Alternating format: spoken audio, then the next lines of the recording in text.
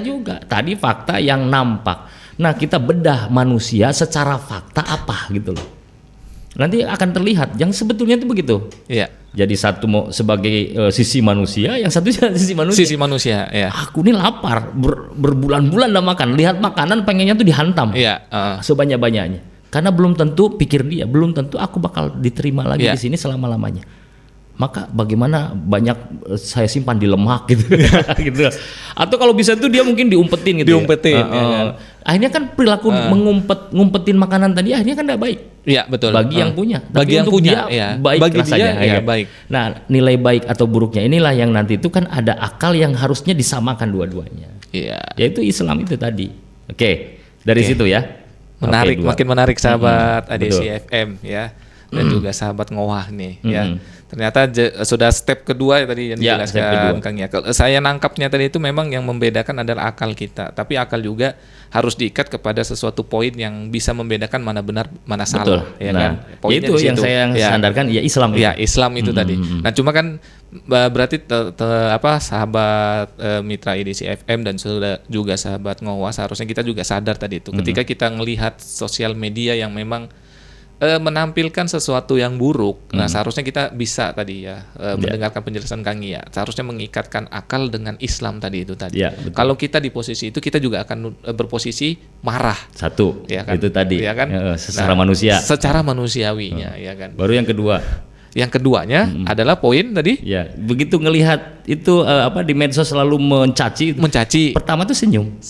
Kenapa senyum? Karena manusia tuh memang begitu. Ya. Tapi kalau dia bayangkan lagi sebagai manusia yang punya di sisi itu, senyum lagi. Berarti kalau dua-duanya disenyumin bagaimana? Bahagia. Berarti kan bahagia itu satu. Ya, betul. Tapi kok aneh? Dua sisi ini kok disebut seneng? Itu poinnya apa? Ya. Berarti kan ada akal yang mana mengikat dua hal tadi. Akal yang mengikat dua hal tadi, muaranya apa? Ini yang harus kita bahas ending ya. Jadi endingnya itu ending. Ditunda dulu ya. Ada iklan? Ada pertanyaan. Kalau ada iklan nggak percaya saya. Iya. Karena nggak ada endorsan sampai hari ini. Oke, ini ada pertanyaan dari mitra DCFM. Assalamualaikum warahmatullahi wabarakatuh. Waalaikumsalam warahmatullahi wabarakatuh. Ngopi malam, saya Muhammad Fajri Asyari di Jalan Soekarno-Hatta, KM 2 Strat 6, sekitaran Masjid Al-Musawir. Yang saya tanyakan, kukira mau lengkap lagi tadi kan RT RW-nya gitu. Iya, mama saya namanya siapa, adiknya mana gitu. Banget gitu ya. Bagus. Pertanyaannya banyak pula gitu ya kan. Tapi Masya Allah ya berarti nyimak banget ini ya. Betul. Mengapa Indonesia bersedia menerima pengungsi Rohingya? Ini yang pertama. Mengapa Indonesia bersedia menerima pengungsi Rohingya? Itu yang pertama. Yang kedua, bagaimana pandangan Anda mengenai konflik kekerasan etnis Rohingya yang terjadi di Myanmar? Mohon pencerahannya. Syukron jazakallahu khairan. Oke. Apa pertanyaannya? Nangkap insya Allah. Ya, jadi, jadi kenapa Indonesia justru betulkah Indonesia sudah begitu gitu kan? Atau saya yang kurang update ya? Justru yang di pertama. Betul ya, pertanyaannya tadi mengapa Indonesia bersedia menerima pengungsi Rohingya? Setahu saya tuh kemarin tuh justru bukan Indonesia kayaknya ya. Aceh. Iya Aceh. Aceh pun lalu diprotes. Tapi kan Aceh gitu. Bagian dari Indonesia kan. Iya, ya mudah-mudahan begitu. Ketika sikapnya Indonesia negara, harusnya tuh sikap negara nanti yang menyampaikan. Kalau udah ngomong negara, itu Indonesia sebagai negara, itu sikapnya akan lebih keras, Kang. Keras itu kalau nerima dia akan perlakukan dengan tata caranya, termasuk relokasi, menyimpan, memberi. Mungkin bahasanya itu menyimpankan tempat, lalu merelokasi gitu. Terus lagi mungkin didata, habis itu ya dipindahkan, mungkin jadi warga negara kan mungkin begitu. Lalu diberikan hak-haknya, itu kan lebih berkuasa kalau negara gitu. Kalau negara. Saya yang belum update ya. Setahu saya itu adalah karena berlabuh di Aceh itu, setahu saya ya. Lalu didistribusikan di daerah Aceh. Memang muncul ide kan mereka. Ini yang muncul ide tuh gini. Aku minta lahan loh, kan di sini banyak negeri atau pulau kosong. Biar kami kan gitu. Kurang ajar. Nah, kurang lebih gitu kan itu. Itu cerita yang tadi, jawaban dua tadi. Jawaban dua. Satu sisi dia tuh manusiawi karena dia melihat faktanya ada yang kosong kan gitu. Iya, betul. Nah, itu dua. Nah, terus di situ mulailah banyaknya dorongan-dorongan yang tadi melihat A, B, C, D satu beban, yang kedua kami juga masih kurang. Terus lagi apalagi ada perilaku-perilaku yang tidak senonoh, tidak baik, tidak seronok gitu. Ya, tidak seronok. Menurut kita sebagai kultur Indonesia gitu ya. Akhirnya kan dinaikkan. Lalu muncullah kesimpulannya ya tolak. Nah itu kan. Nah, dalam posisi itu pun tidak akan muncul kalau sudah menjadi keputusan negara. Tapi memang sih itu kalau udah keputusan negara saya kan dia akan umumkan kan gitu ya, kan. Pertanyaan ini saya juga saya yang kurang update ya, karena justru baik pemerintah kita Indonesia pun tidak ada mengeluarkan pernyataan gitu ya? Baik menerima maupun menolak. Bahkan yang dikatakan kan UNHCR itu kan justru bukan dari lembaga Indonesia kan, setahu saya. Nah, jadi kalau ditanya mengapa Indonesia bersedia menerima pengungsi Rohingya, sebenarnya memang bukan Indonesia secara negara, tetapi bagian daripada suatu negara Indonesia, yaitu Aceh. Lebih tepatnya seperti itu mungkin jadi, ya. Jadi warga Aceh dan mereka pun tahu kalau Aceh itu gini dalam sejarah dunia gitu ya. Mereka termasuk Filipina, termasuk juga Thailand, termasuk juga Aceh kan. Termasuk juga Malaysia tuh yang di atas termasuk Brunei. Ya, itu kan deretan jajarannya Melayu gitu. Nah, sehingga mereka tuh ya kerap dan akrab dengan kalimat Islam. Dan mereka itu Islam gitu kebanyakan dulu itu terafiliasi atau bahasanya itu mereka ingin diatur dengan kesultanan Utsmaniyah. Gitu. Seperti Manila itu ibu kota Filipina. Nama aslinya itu kan bukan Manila tapi Via Manila. Itu negeri Islam. Ya akhirnya sejarah juga diputar balik dan segala macamnya. Akhirnya banyak hal lah. Nah ini mereka itu atas dasar keilmuan yang mungkin nenek-neneknya berbicara, maka ke Aceh saja. Karena ada kekerabatan lah bahasanya. Mereka paham. Serumpun lah bahasanya. Kayak serumpun. Tapi yang mereka bilang serumpun itu kalimatnya dalam Melayu. Ya. Justru yang mereka ikatkan adalah Islam. Oh, Masya Allah. Aceh itu kan terkenal dengan pintu Mekah gitu. Ya, Serambi Mekah. Serambi Mekah ya, gitu. Betul. Dan memang dulu itu kan pusatnya itu lewat sana. Termasuk utusan Utsmaniyah itu kan lewat sana. Termasuk kerajaan-kerajaan ketika mengirim surat kepada Utsman itu dititipkan sampai lewat Aceh.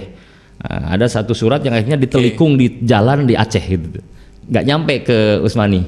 Itu jadi ada. Pertanyaan pertama ini memang bukan negara Indonesia. Dan itu diprotes. Akhirnya muncul isunya kan di situ. Iya, betul. Di negeri yang itu manusiawi kan? Ya, manusiawi. Tapi lihat jawabannya. Ini langsung ke penjelasan ketiga. Oh belum. Pertanyaan kedua. Keduanya belum. Apa emang? Bagaimana pandangan Anda mengenai konflik kekerasan etnis Rohingya? Yang di Rohingya. Ya. Oke, nanti itu kita akan alurkan dulu biar tidak berubah alur kita gitu kan. Jadi setelah tadi digambarkan secara manusia, lalu dijawab dengan kita membedah fakta manusia. Itu yang kedua adalah faktanya begini loh kelakuan mereka tidak bagus lah gitu kan. Tidak bagus. Ya kita bedah fakta manusia sehingga kita akan melihat lebih slow, maksudnya itu lebih adem, betul. Nah, lalu melihatnya itu sampai problemnya itu bukan tentang Rohingya, bukan tentang orang yang begini, karena aslinya kalau Rohingya dihukum begitulah, orang Indonesia juga ada nggak yang begitu? Ada, gitu kan? Nah berarti kan ada kendali akal atau suplemen di akal, yaitu informasi yang salah kan gitu. Nah itulah yang harus dijadikan titik temunya. Akarnya ini apa problemnya? Kan problemnya gitu. Akar problemnya. Ya kan? Dalam porsi kenapa sampai dilupakan? Lihat ya, saya akan lari lagi dulu ke kisah yang hari ini juga terjadi di Aceh. Itu penolakan itu di medsos. Faktanya juga banyak di sana. Tapi apa yang dilakukan oleh warga Aceh? Santer membuat pernyataan kuat itu majelis kumpulan majelis ulama kah? Namanya itu MPU, Majelis Permusyawaratan Ulama Aceh.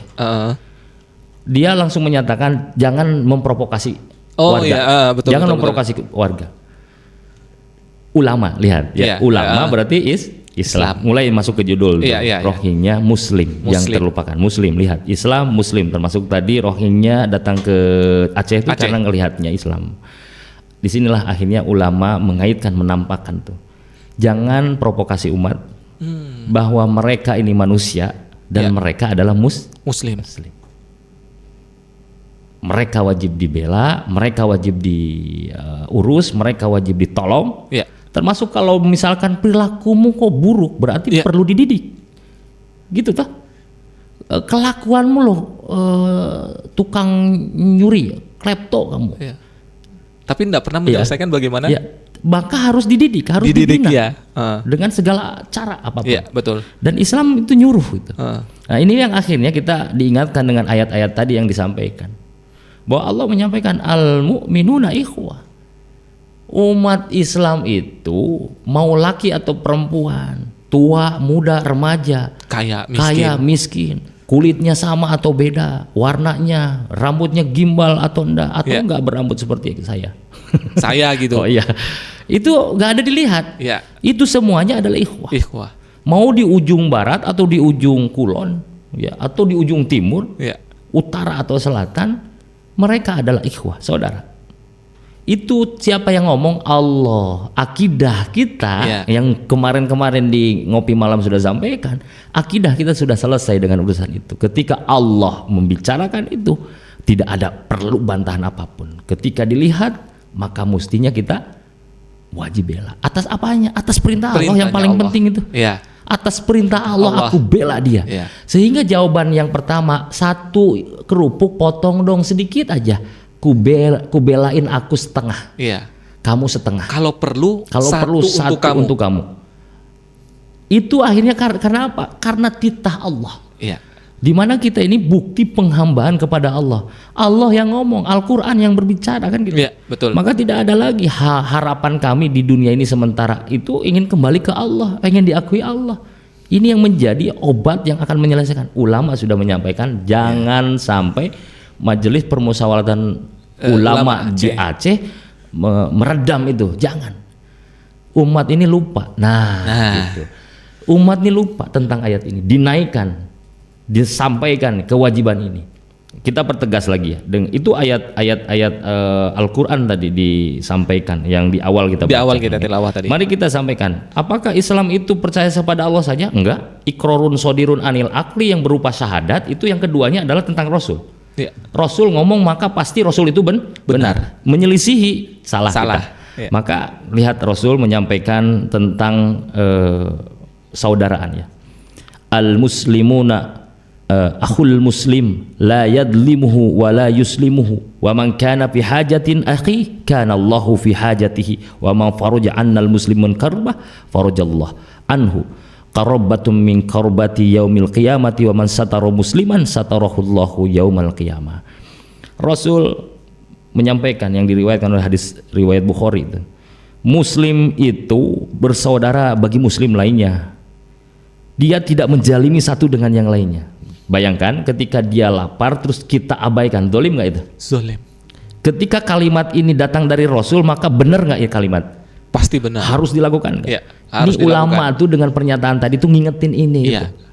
Maka ketika kamu mengabaikan, zalim kamu. Ketika zalim, lihat hati-hati lah gitu ya. Jadi setelah itu jangan membiarkan mereka itu disakiti. Siapa saja yang membantu kebutuhan saudaranya, maka Allah akan membantu kebutuhannya. Yang menghilangkan kesusahannya, maka Allah akan angkat kesusahannya. Di kapan itu? Hari kiamat. Tahukah hari kiamat kenapa disebut? Hari ini nggak ditolong sama A, yang nolong B. Kalau hari kiamat di situ tidak ada pertolongan. Hari kiamat itu nggak ada pertolongan, kecuali hanya Allah saja. Lah itu yang diharapkan satu-satunya. Umat Islam meyakini itu. Ini dulang pahala. Ini kesempatan kami. Mereka perlakuan begitu tadi tuh jurusnya tuh tadi. Berarti kan harus dibina. Dia kalau saudara kita sama harus dibina. Keilmuan, ketakwaan harus dibina. Nggak bisa baca Quran harus dibina. Harus dibina. Dikiranya kita nggak dakwah ke mereka itu akan dibiarkan oleh Allah, dituntut kita. Gitu. Nggak ada rasa empati kepada mereka, dituntut. Kita manusia ya kan, zahir yang dilihat bisa di PHP-in. Allah mah tahu sampai hati-hati kita, nggak iba saja Allah akan hitung itu. Kita nyinyir di hati, Allah hitung itu. Nah ini yang ulama itu dengan cinta menyampaikan, jangan provokasi umat. Seolah-olah kan dengan membawa ulama itu dia menghadirkan hadis-hadis, termasuk hadis yang satu ini. Nih hadis yang satu lagi, bahwa jadi kita ini ngomongin Islam pengen disebut beriman kan? Iya betul. Rasul ngomong la yu'minu ahadukum hatta yuhibbu li akhihi ma yuhibbu li nafsihi. Jadi tidak beriman kamu tuh Jadi seolah-olah kan kalau kalian melakukan itu terus nggak ditegur sama ulama itu seolah-olah nggak ngingetin ini. Ulama itu justru sedang menjaga iman mereka, la yu'minu ahadukum. Jadi jangan sampai terjadi kalian tuh dianggap tidak beriman oleh Rasul. Ketika dia tidak mencintai saudaranya seperti dia mencintai dirinya. Kalau kerupuk itu tuh maunya satu ya satu gitu. Karena mestinya begitu. Ya bagi dua, karena barangnya satu bagi dua. Gitu kan. Tapi kalau lebih tinggi lagi dia kasih, dia bersabar. Kan begitu? Iya, betul. Nah, dari kondisi begini maka yang menyatukan poin satu kemanusiaan, yang kedua fakta-fakta yang ada lalu kita bedah dengan fakta manusia dan itu dalam Islam diatur. Yang ketiga, lihat ya, Allah menyampaikan ketika fakta manusia seperti tadi, Allah dengan Al-Quran dengan Al-Hadis tadi menyatakan seperti apa perintahnya? Tolong malah. Wajib malah hukumnya. Wajib itu nggak ada pilihan. Wajib itu nggak ada pilihan, nggak ada excuse, nggak ada bikin alasan, nggak usah. Pilihannya ada? Nggak ada. Wajib itu kerjakan. Ya, pilihannya lakukan. Kerjakan. Itu sudah namanya wajib. Nah, jadi kan pemanaan wajib inilah mencintai saudaranya, ada kurang-kurangnya dibina, ada kurang-kurangnya diurus. Jangankan dia, ya yang nggak datang ke sini pun wajib kita mengingatkan loh. Apalagi ada medsos, kita kan meneriakan melalui medsos gitu. Nah, inilah yang akhirnya ketika Al-Quran menyampaikan, hadis juga menyampaikan, dikaitkan dengan nomor 2, Islam ini masuk akal nggak? Masuk akal banget. Iya. Inilah yang nanti kalau paham tentang ini, termasuk ini kepada muslim, non muslim mendengar hal-hal seperti ini, itulah titik kagum kepada Islam. Janji Allah, wa ra'aitan nas yadkhuluna fi dinillahi afwaja. Mereka akan berbondong-bondong datang ke Islam. Jadi jangan gengsi membawa Islam. Betul. Walaupun walaupun ngopi gitu. Ceritakan saja. Tuntas tiga-tiganya. Maka kita masuk ke pertanyaan terakhir. Apa yang harus dilakukan tadi? Hadis tadi. Umat Islam itu defaultnya tidak mau melihat kezaliman, baik itu muslimnya sendiri ataupun orang lain. Contoh, ada hadis menyatakan tetangganya bukan muslim, tapi dia ikut syariat kita, tunduk patuh, tapi dia nggak nyembah Allah. Kata Rasul apa? Tidak beriman kalian kalau mengganggu mereka. Oke? Kerennya tuh Islam. Karena seiring dengan ayat Allah, la iqaraha fiddin, nggak boleh maksa. Tapi kalau dakwahin wajib. Jadi ketika nomor 3 disebutkan tadi, pertanyaan si penanya tadi, bagaimana urusan di mana sana? Etnis Rohingya. Mestinya ya dibahas nanti, ada bab tertentu karena bakal panjang. Oke. Iya, begitu ya. Tapi intinya ketika Islam yang menjadi terakhir jawabannya lalu menghadirkan wajib, lihat poin 2, poin 1 yang pertama tadi langkahnya. Islam ini justru yang menjadi rahmat lil alamin, itu poinnya ini. Akliyah kita ini akan tersenyum, benar. Baik itu punya iman namanya Islam ataupun dia bukan Islam, dia akan setuju dengan hal itu. Demikian. Masya Allah. Oke. Habis ya waktunya. Oper Bu. Sudah begini. Oper kan? Iya. Iya, mohon maaf kalau memang seru, oper ya. Sahabat Mitra Edisi FM dan sahabat ngohwah ya. Kalau ngomong ngohnya saya harus gitu kayaknya ya. Ngohwah. Nah, kayaknya enggak bisa saya ngomongnya ngohwah. Oke, Masya Allah. Gak usah banyak senyum lah, gak usah banyak ketawa antum. Tahu nanti mau sembunyi kan, mata saya matanya itu hilang. Ya, mata saya hilang, saya tahu kok. Oke, terima kasih Kang Iya, Masya Allah tadi penjelasannya. Ya, ini membuka wawasan teman-teman. Jadi nanti justru kalau ada ngelihat yang sesuatu yang buruk-buruk dengan saudara kita, bahkan saudara kita yang ada di manapun berada, kalau dia Muslim, maka wajib kita membelanya. Ya, walaupun hanya sekedar komen, kamu hoak, Muslim mah nggak begitu, gitu aja balasnya, ya kan? Karena Muslim bersaudara, biar dia seperti itu, seharusnya tugas kita untuk membantu. Kondisi kita buruk, kita harus bantu dia, ya kan? Termasuk akhlaknya buruk, bantu juga untuk dibenerin. Nah, itu saya nggak tahu closingnya gimana ya. Closingnya karena saya belum di briefing nih. Tadi dibuka juga baru ya kan. Tapi lancar loh. Bagus ya. Lancar ya. Tapi jangan dipanggil lagi ya. Oke. Oke, terima kasih untuk Mitra Edisi FM dan sahabat Ngohwa. Ya, malam hari ini mohon maaf kalau ada banyak kesalahan dari saya ya, karena dadakan dan belum di briefing sama Pak Direktur tadi ya kan. Nantilah kita ketemu Pak Direktur ya. Iya. Ya. Oke, mungkin itu aja yang bisa saya dan Kang Iya sampaikan pada malam hari ini. Semoga bermanfaat dan terutama bermanfaat bagi kami berdua di sini yang ada di studio ya, dan menjadi tamparan bagi kita semua yang beragama Islam, yang beriman, kondisinya apapun kita harus siap garda terdepan untuk membantu saudara muslim kita dimanapun berada. Itu aja yang bisa kami sampaikan. Kita cukupkan dengan hamdalah. Alhamdulillah. Iya, salam. Hamdalah aja ya. Hamdalah. Alhamdulillahirabbil alamin. Assalamualaikum warahmatullahi wabarakatuh. Waalaikumsalam warahmatullahi